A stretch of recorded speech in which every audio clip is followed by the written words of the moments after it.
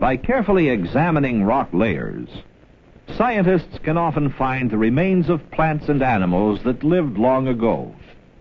These remains are called fossils.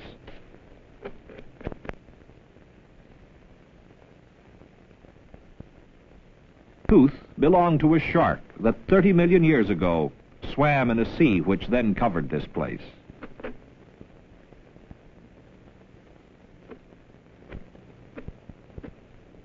To understand how layered rocks preserve fossils, we need to know how these rocks were formed and how the remains of living things were trapped in them.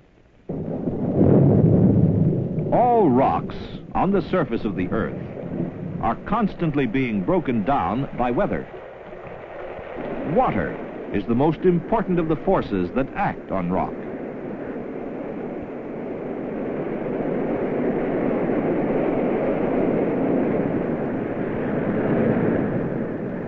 Gradually, water may crumble rock into smaller and smaller pieces. Water moves the broken bits of rock called sediment from place to place.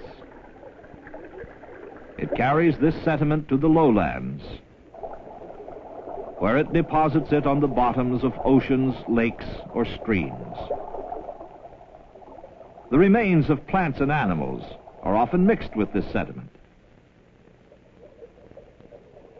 Gradually, the sediment covers such materials.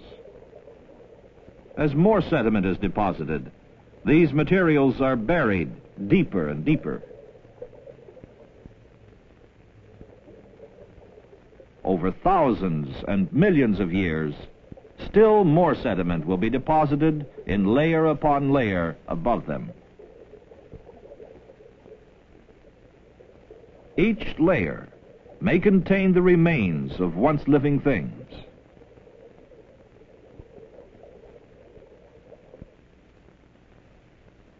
Eventually, layers have been deposited, the weight of the upper layers presses down with tremendous force, turning the lower layers into rock.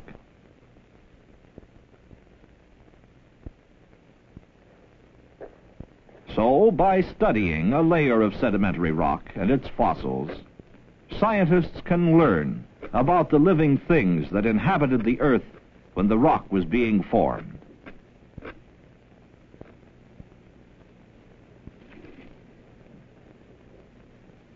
Fossils are carefully removed from the rock.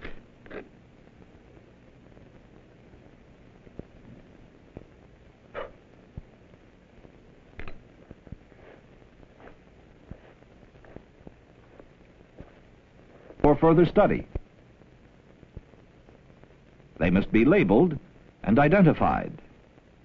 Bones, like this one, represent only one kind of fossil.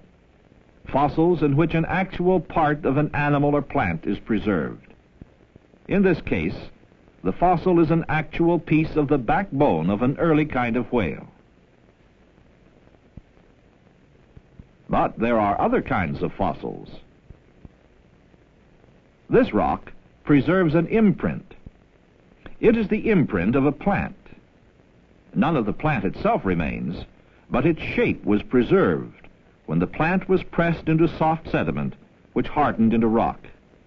From this and similar fossils, scientists can make drawings like this one to show what such plants may have looked like. Another kind of fossil is called a cast. This cast shows the shape and size of an animal's brain.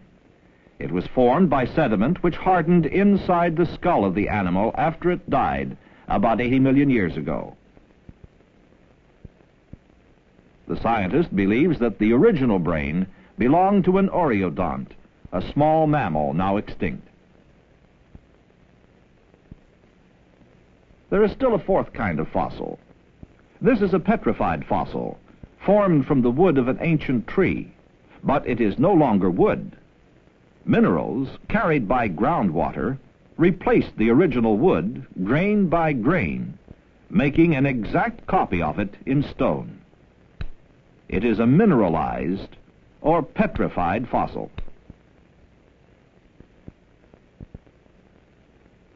So there are four major kinds of fossils. A fossil may be the actual remains of a living thing itself. A fossil may be an imprint.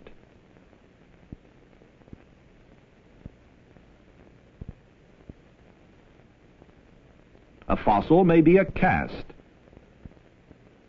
Or a fossil may be mineralized, a copy in stone.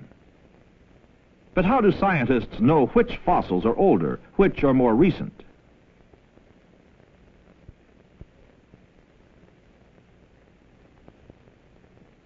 For an answer, let's look at the Grand Canyon in Arizona. The rocks in the Grand Canyon are layered.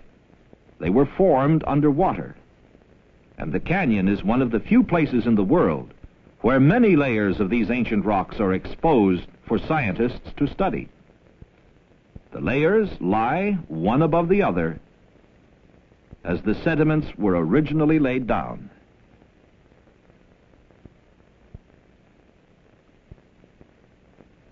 The rocks at the bottom of the canyon, therefore, are the oldest.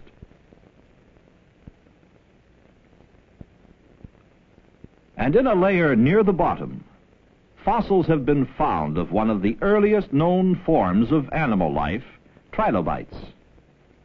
Trilobites were small sea animals with a hard outer covering. They long ago became extinct. Higher in the canyon is a layer that contains fossils of a primitive kind of fish. So scientists believe that fish developed after the trilobites. In a still higher layer, fossil imprints are found of some of the first living things to inhabit the land. Fern-like plants. Plants must be more recent than primitive fish.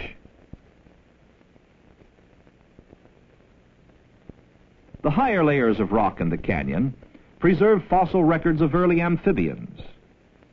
These are the fossil footprints of an amphibian. They were made in mud, which later hardened into rock. Amphibians were among the first animals to spend part of their lives on dry land. The highest layers of rock, those at the rim of the canyon, were formed before the appearance of large reptiles, like the dinosaurs, and long before the appearance of mammals. But nearby, in Red Butte, rocks may be seen that were formed later, when dinosaurs lived. So the rock layers of the Grand Canyon preserve an orderly record of the living things that inhabited one part of the earth during a very long time in its history. They show that trilobites were one of the earliest forms of animal life, that the earliest fish developed later, for their fossils are found in a higher layer, that the first land plants, the ferns, appeared after the fish, to be followed by the amphibians, ancestors of the reptiles. The Grand Canyon clearly shows which of these living things developed first, which later, for the ancient layers of rock lie one above the other as they were originally formed. But in most places, the rock layers have been pushed up by pressures within the earth, so the older layers, once deep beneath the ground, may be tilted on edge and exposed at the surface.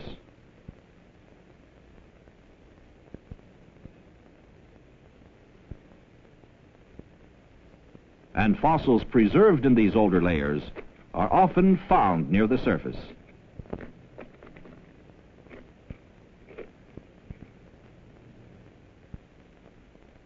Within the Earth's layers of sedimentary rock lies a record of the past. By studying these rocks and the fossils contained in them, scientists can read the record they reveal about the history of life on Earth.